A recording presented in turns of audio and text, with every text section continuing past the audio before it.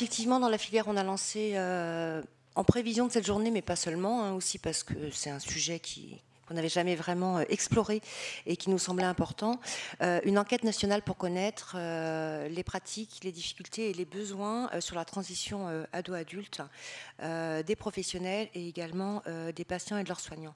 Donc il y a une enquête qui a été adressée à tous les professionnels des centres de la filière, déjà ou pas encore labellisés pendant l'été, et puis une enquête patients et aidants qui a été co-construite avec nos représentants associatifs, que je remercie vivement parce qu'ils l'ont vraiment énormément enrichi, qui a été adressée à tous les contacts de la filière et communiquée sur les réseaux sociaux début septembre. Et il est encore temps d'y répondre. L'enquête n'est pas clôturée. Comme vous verrez, sur certains aspects, on n'a pas assez de résultats pour vraiment pouvoir faire une analyse intéressante. Donc, vous êtes invités à y répondre. C'est sur la page de la journée, c'est un peu partout sur le site. Alors, dans l'enquête, que ce soit sur la partie professionnelle de santé ou partie patient et aidant, il y a un peu des questions similaires, des informations sur le répondant. Donc le professionnel, quelle est sa profession, sa ville, est-ce qu'il prend en charge les enfants et ou les adultes, etc.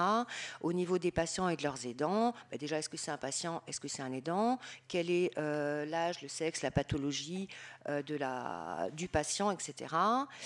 Des questions sur les consultations dédiées à la transition, à la fois pour les professionnels, les patients et les aidants. Est-ce qu'ils en font, est-ce qu'ils en ont eu, sous quelle forme, etc. Quels thèmes ont été abordés?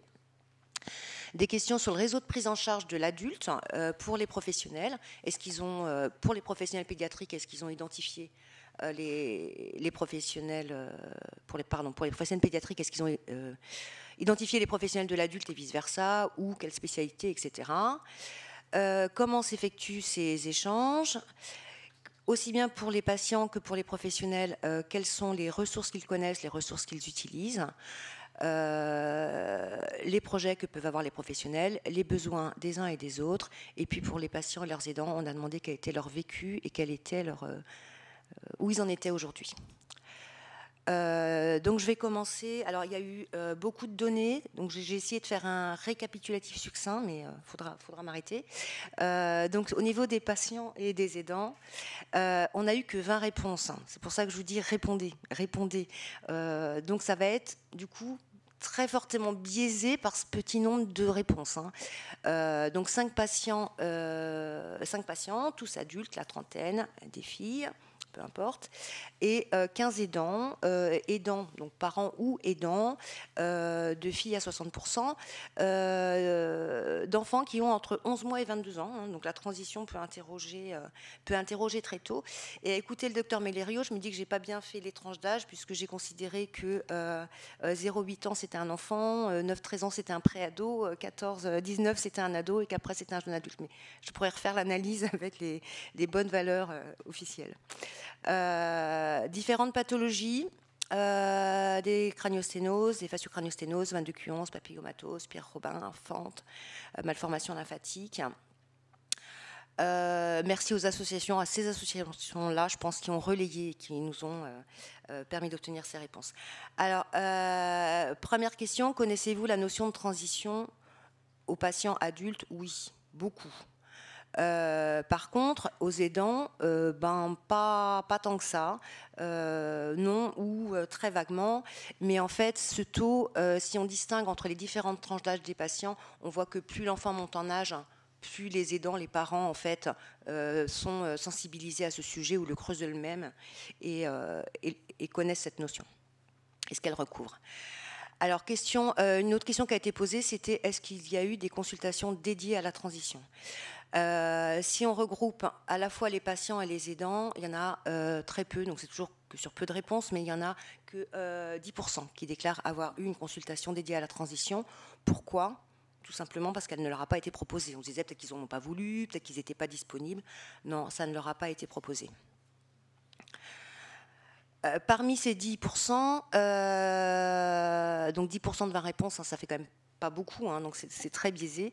Si on regarde les thèmes qui ont été abordés, Donc à la fois, du coup, pendant ces consultations, où on leur demandait aussi, OK, si vous n'avez pas eu de consultation de transition, est-ce qu'il y a quand même un certain nombre de thèmes qui ont été abordés en dehors lors de votre parcours de soins? Et donc, en regroupant le tout, hein, donc il y a aussi des analyses distinctes, mais bon, j'essaye de faire plus vite, on voit que ça dépend des sujets. Donc en vert, vous avez, oui, ce sujet a été abordé, en rouge, non, et en bleu, non, je ne sais pas, je ne me souviens pas, etc. Donc il y a des sujets qui sont très abordés, hein, donc tout ce qui va être, j'allais dire, le plus médical, la pathologie, sa prise en charge, les complications possibles, la transmission. Et puis, alors je ne sais pas si c'est spécifique à Tête-Cou ou pas, mais beaucoup l'image de soi et le regard des autres. Les autres sujets, tout à côté, la vie quotidienne, l'administratif, l'insertion professionnelle, les études, etc., c'est moins fréquemment rapporté comme étant abordé au cours de leur parcours de soins. Mais, si on regarde par tranche d'âge à nouveau, donc là vous avez un graphique avec ce que j'ai considéré comme étant les enfants, les préados, les ados et les jeunes adultes, on voit que les sujets relatifs à la scolarité, à la vie professionnelle, à l'insertion sociale, etc., en fait, augmentent. Plus l'enfant grandit, plus le sujet est abordé plus tard. Forcément, avec un enfant de 11 mois, on ne va peut-être pas lui parler de sa vie professionnelle. C'est un peu tôt. Voilà, donc...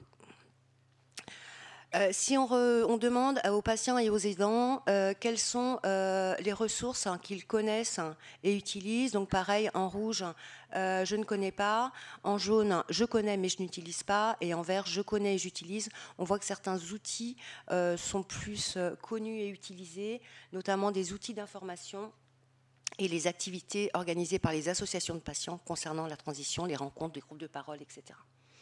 Le TP, les outils éducatifs, les outils de suivi de la maladie sont moins connus de ce petit panel. Je ne vais pas vous faire le détail, mais là c'est pareil, hein, si on regarde avec les différentes tranches d'âge, on voit quand même qu'il y a plus l'enfant grandit, plus les outils sont connus, plus ils sont utilisés globalement, ce qui a quand même une certaine logique. Voilà. On leur demande s'ils sont en lien avec les associations sur le sujet de la transition. Donc il y en a où l'ont été. Il y en a 45% qui nous répondent oui, 55% qui nous répondent non. Et si on regarde par tranche d'âge, on voit en fait toujours pareil, plus l'enfant grandit, plus ce lien avec les associations sur ce sujet est important. Et on leur a demandé s'ils connaissaient des lieux dédiés à la transition. Alors, j'ai pas mis le camembert pour les patients parce qu'ils ont tous répondu non, donc tout rouge. Au niveau des aidants, il y en a 10% qui ont répondu qu'ils connaissaient, mais quand on leur a demandé y êtes-vous allé, on nous a répondu non. Voilà. Alors, si cette fois-ci on regarde par thème de ces outils, au niveau des patients et des aidants, on voit que certains thèmes sont plus intéressés par certains thèmes que d'autres. Les outils pour faire la liaison avec les professionnels pédiatriques et de l'adulte, les outils pour suivre sa pathologie, un espace transition, des rencontres avec d'autres adolescents ou jeunes ayant la même pathologie de manière préférentielle à d'autres pathologies, et puis rencontrer les associations de patients. Oui, si on regarde les thèmes de ces outils, ce qui les intéresse le plus, c'est comment va se passer la prise en charge en secteur adulte, la pathologie, son évolution, ses complications, ses traitements et leur suivi, la transmission de la pathologie, tout ce qui va être scolarité, insertion professionnelle et socio-professionnelle, l'image de soi, le regard des autres, l'intégration sociale, les démarches administratives à réaliser, et les associations de patients, et c'est plus diversifié sur les autres thématiques. Alors ensuite, on a demandé d'une part aux patients, d'autre part aux aidants, à la fois pour eux-mêmes et pour leurs enfants, quelles étaient leur appréhension du passage à l'âge adulte dans cette période-là. Donc de manière globale, un certain nombre n'y pensaient pas. Une autre partie était inquiet et juste un petit pourcentage avait très peur et un petit pourcentage avait très hâte. Si on regarde plus particulièrement au niveau des aidants, leur réponse, d'une part pour leur enfant et pour eux-mêmes, on voit qu'en fait l'enfant globalement, dans la majorité, il n'y pense pas trop et que par contre c'est le parent qui est inquiet. Alors petit quiz, cette inquiétude des patients et des aidants concerne principalement quoi? la santé et la prise en charge, les démarches administratives, les études et l'orientation professionnelle, le logement et la vie quotidienne, ou je ne vois plus le dernier, mais vous devez l'avoir sur le quiz, l'intégration sociale. Alors, majorité de santé et prise en charge, intégration sociale. Alors, qu'est-ce qu'ils ont répondu tous ensemble? Ils ont répondu principalement les études et l'orientation professionnelle et, dans un second temps, la santé et la prise en charge médicale. Mais, si on regarde notre petit pool de patients, en fait, personne n'a perdu, puisqu'en fait, eux, par exemple, ils sont beaucoup plus intéressés par l'intégration sociale, les études et l'orientation professionnelle. En fait, les aidants pour eux-mêmes, les aidants pour leurs enfants et les patients n'ont pas tout à fait le même pourcentage d'inquiétude, de problématiques.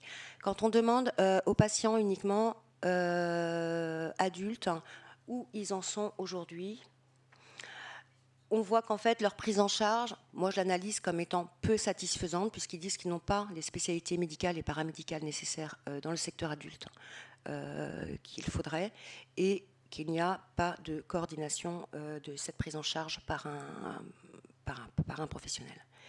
Si on regarde les connaissances, donc on leur demande, sur toutes les mêmes thématiques, est-ce qu'ils ont la connaissance de la transmission, des complications possibles, etc. C'est toujours un peu les mêmes thèmes. On est à peu près à du moitié-moitié, donc j'aurais tendance à dire que c'est perfectible, qu'arrivé entre 30 et 40 ans, il n'est toujours pas eu ces informations. Et si on regarde leur autonomie, font-ils eux-mêmes toute la gestion de la prise de rendez-vous, etc., les démarches, globalement, elle est réalisée intégralement par le patient lui-même, elle est acquise. Alors je vais aller plus vite sur les réponses des professionnels, parce qu'en fait on va tourner sur les mêmes questions. On a eu 58 réponses provenant des 5 réseaux de la filière, de différentes spécialités médicales et paramédicales, d'un peu toute la France. On a 65% des centres qui ont répondu. Ces professionnels prennent en charge pour 53% les enfants et les adultes, pour 41%, 59%, pour 41% uniquement les enfants, et on n'avait pas de répondants ne prenant en charge que l'adulte. Jusqu'à quel âge, quand ils sont pédiatriques? Ça va de 8 ans pour des néonates, plutôt 15 ou 21 ans pour les professionnels pédiatriques. Est-ce qu'ils effectuent des consultations de transition? Oui, pour 26% des répondants correspondant à 23% des centres de la filière. Et ces consultations sont réalisées majoritairement avec à la fois les professionnels pédiatriques et de l'adulte, de services différents en même temps, et parfois il y a plusieurs modalités concomitantes qui sont réalisées pour les mêmes patients. Sur principalement l'adulte seul, l'adolescent avec ses parents et quelquefois l'adolescent seul. S'ils ne réalisent pas ces consultations de transition, pourquoi? Donc là, on a eu beaucoup de verbatim, elles n'existent pas, je ne connais pas. Tout simplement, c'est le cas de beaucoup de centres, ce sont les mêmes médecins qui prennent en charge l'enfant et l'adulte, où il n'y a plus besoin de prise en charge à l'âge adulte, manque de temps et de personnel, je ne connais pas les équipes adultes, ou je l'adresse à un espace transition, qui fera très bien le job. Petit quiz, quels sont les thèmes les plus abordés par les professionnels avec leurs patients et leurs aidants, que ce soit au moment de ces consultations de transition ou en dehors, à d'autres moments du parcours de la prise en charge, selon les professionnels? Les étapes de la transition, la pathologie et sa prise en charge, tout ce qui va être transmission de la pathologie, sexualité, grossesse, etc., tout ce qui va être scolarité et insertion professionnelle, les démarches administratives, l'autonomie et les recours en cas d'impossibilité d'autonomie. Scolarité et insertion professionnelle l'emportent. Ok. Voyons voir ce qu'il en est.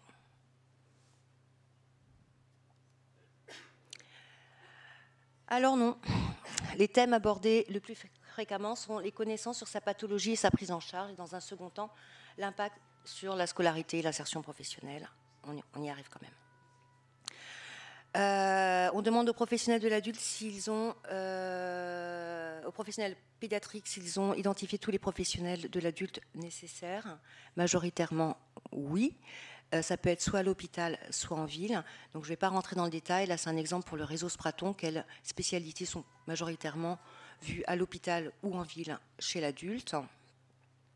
Et puis, on a posé, donc, par exemple, pour le réseau Spraton, encore des questions plus poussées sur cette prise en charge et ce réseau adulte.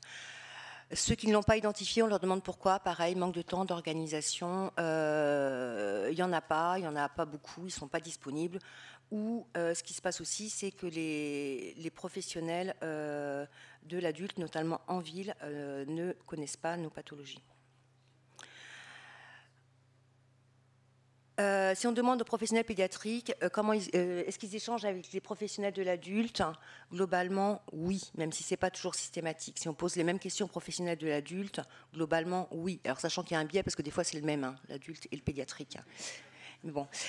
Comment? Majoritairement par courrier, par téléphone, visio, rencontre ou en organisant des consultations communes. Est-ce que c'est coordonné? Pas si souvent que ça. Et donc là, il y a un exemple pour un des réseaux qui, dans ces cas-là, coordonne. Dans le réseau MAFAS, c'est plutôt les chirurgiens maxillofaciaux-plastiques qui coordonnent cette prise en charge. Les ressources qu'ils connaissent, ils connaissent mieux les lieux dédiés à la transition, sauf que, en fait, on leur demandait connaissez-vous des lieux dédiés à la transition, et majoritairement, ils nous ont cité le service de l'adulte. Donc la question n'était peut-être pas claire, mais 10% connaissent les espaces transition et les suites, et font aussi référence à l'association ANA. Et adressez-vous vos patients, donc c'est variable. Selon quels critères? Les outils utilisés, pas tant que ça, principalement pour faire la liaison, ou pas du tout. Il va falloir passer. Travail avec une association, pas beaucoup. Hop. Des projets, ils en ont de différents types. Ils sont intéressés par tous les outils. Et donc ensuite, c'était, je vais aller très vite, on veut plus de répondants pour consolider l'enquête. On pourra réaliser une analyse plus fine par réseau, par pathologie, etc., diffuser cette analyse, faire connaître les outils existants qui sont sur le site de la filière, avec des outils, les plateformes, des événements et leurs replays, et puis développer les outils qui vous seront utiles, aussi bien patients, étudiants que professionnels.